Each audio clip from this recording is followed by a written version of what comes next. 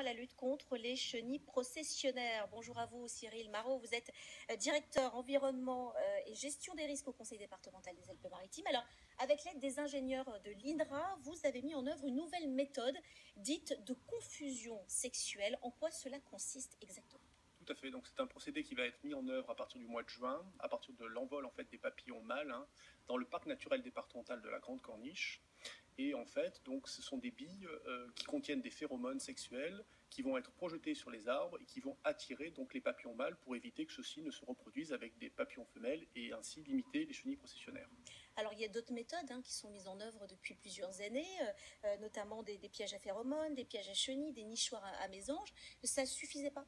Ça ne suffisait pas parce qu'en fait, ces méthodes de lutte qu'on teste depuis 2007 sont efficaces, mais efficaces sur des petits périmètres parce qu'elles nécessitent énormément de manutention, donc du temps agent très, très coûteux pour la collectivité. Et on espère qu'avec cette nouvelle méthode de lutte, en fait, ça sera beaucoup plus efficient et notamment en termes de moyens humains. Donc, moins de moyens humains, moins d'argent dépensé. Malgré tout, vous avez budgété ces dépenses d'avenir?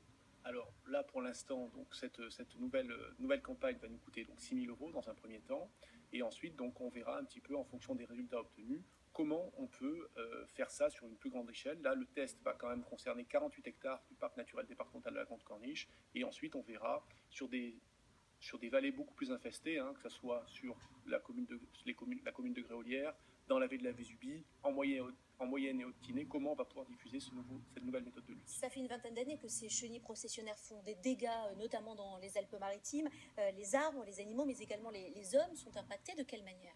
Tout à fait. En fait, la chenille processionnaire donc, a des poils urticants.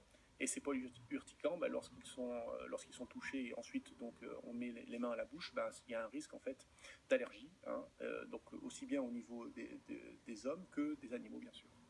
Merci beaucoup Cyril Marot, directeur de l'environnement et de la gestion des risques au Conseil départemental des Alpes-Maritimes. Et cette expérimentation avec l'aide de l'INRA se fera donc à partir de juin-juillet. Vous attendez en fait la présence des papillons qui vont vous aider dans cette lutte. L'envol des papillons mâles, tout à fait. C'est noté, merci beaucoup.